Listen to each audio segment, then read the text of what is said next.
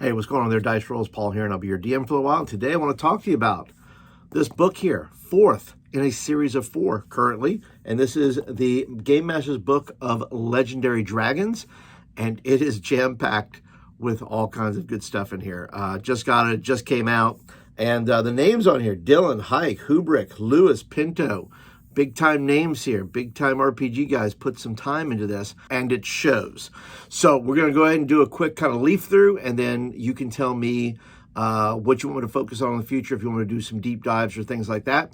Before we get into it today, be sure, if you're not subscribed here, please go ahead and click that subscribe button. Be sure to be part of the community here, and you'll be notified when I either go live or when I post a new video, and would love to interact with you. So, all right, so let's go ahead and jump into it.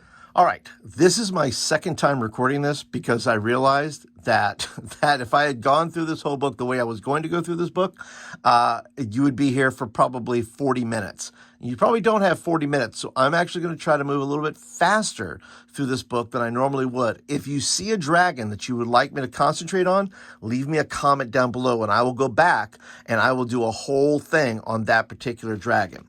But for now, let's go ahead and open it up and see how fast we can get in giving you all these awesome dragons here that are in this book. All right, so we have the introduction. We have how to use the book, all that good stuff. Legendary dragons. Do not use these dragons all the time. Use them sparingly because they are quite epic, quite awesome, quite deadly. Now listen, this is Anoth Zul, Mummified Dragon Queen. And I'll just tell you, if that does not evoke some sort of fear in you, if you saw that, then you might want to check your pulse, because that is truly, truly terrifying. Mummified Dragon tells you everything you need to know there. And once again, all the dragons have a great hook, encounter conditions, tactics, treasure. Anoth Zul, in this case, has a dual heart, which has some implications there, lair actions, and of course the stats on how this dragon actually fights and what it does is quite good. I believe I want to say it's a difficulty challenge of 24. Yes, it is 24. So be sure to use that appropriately. Aufgeben, the Dark Cloud. This is an undead dragon. And it is, once again, undead dragons. You don't want to mess with those, really. Balor, Beast of War. You can see kind of this breastplate that's on that. I mean, this thing is built for, like, devastating. You see the hook here that shows later on the second page there. You have these little Dugar that have found this creature, and suddenly they are in league with it. So Dugars and a Balor, Beast of War. Will definitely give your players something to work with here. Then you have Balag, the Ravaged Worm, and nasty looking. These wizards are trying to do battle with it. I don't think they're going to do very well. Don't think they're going to do very well at all. Chaotic Evil. Then you have Fury, Dragon Queen of Hell. Now, look at it. Look at her. I mean, I don't know. If you can't run an adventure on that, I don't know what. I can't help you. I cannot help you if you don't see that and go, oh my gosh, that needs to be in my adventure. Quick little blurb here. Somewhere in Hell's great lake of fire is a hidden island made of pure gold, an ever-growing mountain of gold coins, chalices, idols, and other glimmering finery rises from the flames, and at the top is a majestic golden throne, and atop that throne rests a dragon. But although Feth Azaral is known as Fury, the Dragon Queen of Hell, she rarely assumes draconic shape. Those who dare to gaze upon her majesty see a woman of unbelievable strength and beauty. 7 feet tall, she is draped in an ash black dress that crackles with tiny flames like smoldering coals. Her skin is tanned in patches of gold. Scales burst seemingly at random across her face, arms and slender, powerful legs. An unruly mane of crimson hair cascades down her back. A pair of onyx horns curl from her brow, and wings of smoke and flame emerge from her back. I would so read that as a description. That would be the description. If my player said, what does she look like? That's exactly what I would read. It's just what I would read. This is a lawful evil dragon. She is CR 25 and has Oh, only has 405 hit points. So, fine. Don't worry about it, right? Then you have Galamarg, disease-ridden serpent of the maw. Wow. That is, I mean, you can call this like the Pepto-Bismol dragon because it is sickly. It is sickly there. Oh, wow. Disease. Don't your players' characters love disease? Don't they love to be stricken with some sort of disease? No, they don't. They hate that. They hate that because it diminishes their abilities there. So, of course, you throw that in. Glitz, the rapscallion. This is let me just read a little bit here. It says, the true origins of Glitz, the rapscallion, purveyor of ale, have been shrouded by time. The most recently recorded tale takes place outside a small farming village, several miles south of an extensive mountain range. On this hot summer day, a young elven girl witnessed a massive bronze dragon land on a large rock formation overlooking her farm. However menacing he was, the girl was not frightened. She moved towards the magnificent wonder, and as she did, the bronze dragon bowed his head approvingly toward her. Then, with a mighty beat of his wings, he flew off into the sky, disappearing into the clouds above the mountains. So we have this wonderful, very cool rapscallion of a dragon. I love the fact that it's that not all the dragons in here are chaotic evil or lawful evil. Some of these dragons are quite nice. This particular dragon, you would suspect, is chaotic good and can be used as a partner, maybe, or maybe they hire the adventurers to help them with some things, maybe to find some ale, some like secret ale, some secret dwarven or ale or elven ale or something that's mysterious that he wants, and they got to go find it. Here we have Ilizini, I like that. Ilizini, the Heart Eater. Once again, quite breathtaking there. Neutral evil, so not chaotic evil, but neutral evil.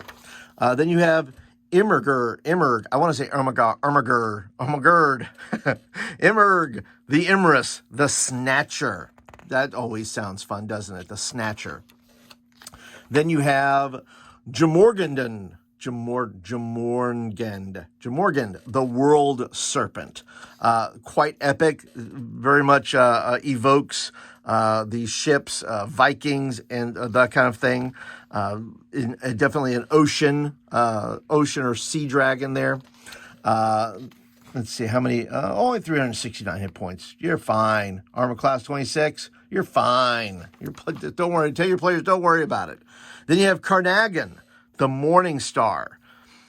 You have.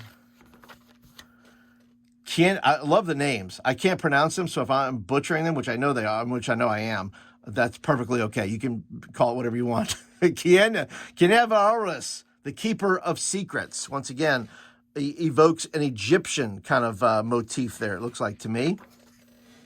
And Kundal, the Rainbow Dragon. Taste the rainbow. Then you have, let's see. Oh, only 546 hit points. You're fine. Good thing it's lawful good. Okay. Kerr, the Dragon of the Void. I like this. I don't know what she's doing, but boy, she's going in, and she's like, hey, we're gonna throw down here. Let's see. Armor class 27. Oh, only 735 hit points. Once again, fine. You're fine. Don't worry about it. Cut. Echitne? I'm going with that. Mother of Monstrosities.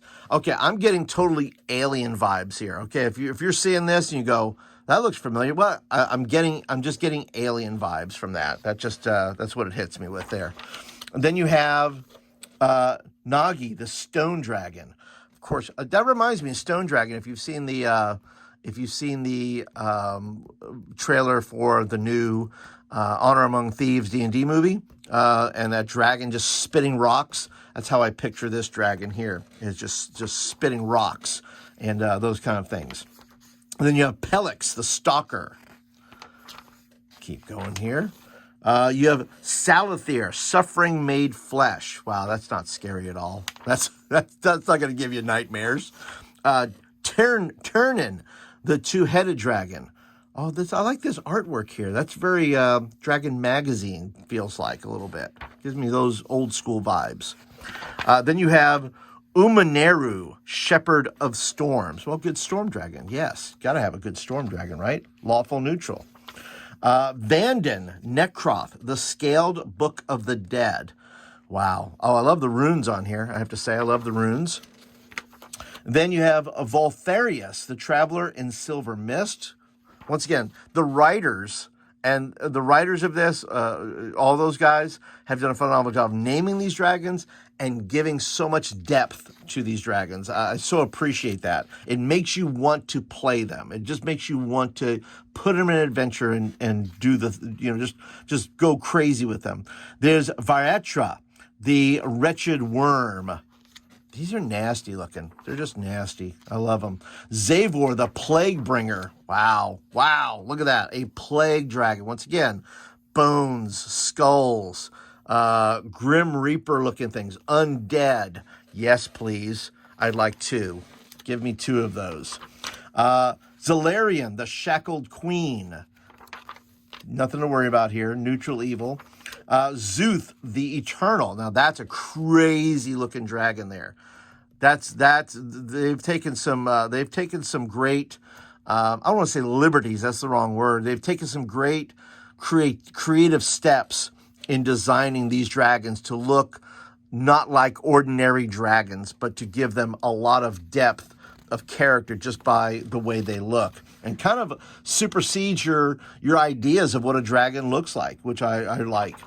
And now you have, those are all your dragons that you can mess with. A realm of dragons, draconic creatures, have a wide range of impact on the world around them, shaping economies, fostering cults, and shifting the arcane. So you have a whole book here on the background and kind of I don't want to say maybe geopolitics of how dragons kind of rule their worlds a little bit.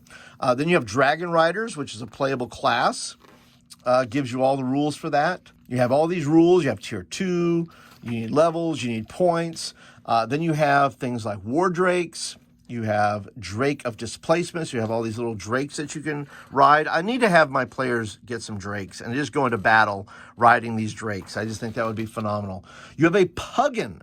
A Puggin is an inarguable fact that the elves of Sinferal are master dragon breeders. So you have this Puggin, which look at the cute little dragon here.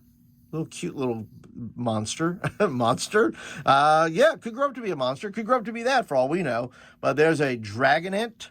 Once again, can train these dragons. You have the Hand of the Dragon, which is a cultish, I imagine, type of group.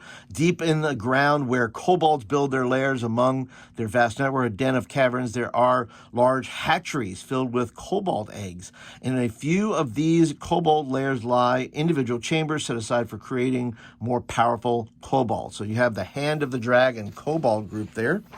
You have then different types of, you have a specific member duties. You have a kobold group. You have a kobold schemer. These are really cool. You have a kobold scoundrel, a kobold abomination. So you have the Draken, playable race for 5e. Some great dragons affect the region around them with so much that many children in the womb are altered by their magic and take on characteristics of whichever dragon was near. Sometimes these regional effects linger for decades, even after a dragon is no longer present. Random dragon-like mutations can appear in children. Some cases, it's clear that a child is affected when they are born. With easy identifiable eyes, horns, or skins that are similar to dragons, some children do not show any variants from their own race until they mature into adulthood. The effects are not limited to certain races. Any within the affected area could be mutated by the dragon's regional kin. Of course, this happens when adolescent hits. That's when I would have it happen. They turn 13 and they start sprouting horns and things begin to happen. There's a Draken mutation chart. Very cool stuff there. You have a level 2. You have abilities. You have abilities and drawbacks at level 3, and level 4 some more drawbacks that you get. You have dragon cults. You have 2 or 3 of those. You have dragon hunting. So if you want to be a dragon hunter, you can do that. Dragon parts economy. all kinds of wormling and young, adult and ancient. So you could use a wormling liver. Usage as a component, gives you the gold piece value, gives you the DC, and then the spoilage. So these things can go bad. Dragon parts can go bad.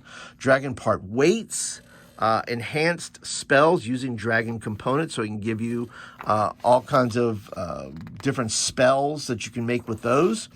And then gives you the spell name, material components, components consumed, aerial combat and airship options. Well, who doesn't want that? Absolutely. Give me more of that, please. Then you have magic items, which you can always use more dragon items. I mean, come on.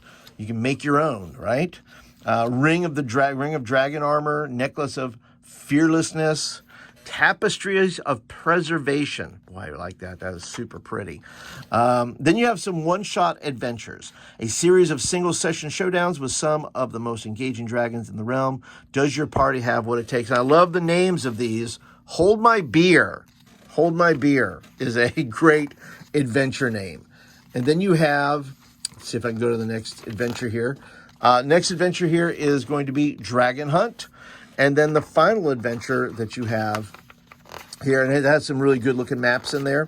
It'd be nice if this was like if the adventures, I would love if they took these adventures and actually put them on Drive-Thru RPG, something like that, and put some VTT with them, tokens and whatnot, because I think that would be really cool. And the last adventure here is Hell Hath Fury. When the party descends into the lower planes on a rescue mission, they come face to face with one of the hell's most dangerous predators. And that's for levels 17 to 20. So I appreciate the high-level adventures that you can have using this book. All right, guys, that is the quickest I could go through this book. I mean, it is tremendous. I mean, the amount of resources that are in this book.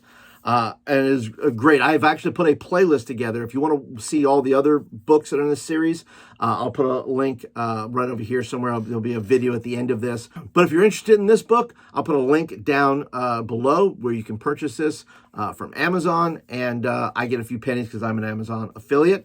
But anyway, I would love to hear from you. What do you think about this book? Which dragon would you like to hear from? Leave some comments down below. If there's a particular dragon you want me to focus on or how to use or anything like that, would love to hear from you. So, but that is it for today, guys. Thank you so much for being a part today. Appreciate you being here. Be sure to click that thumbs up button. That's when you like the video and you want more of them. And until next time, have a great day, everybody.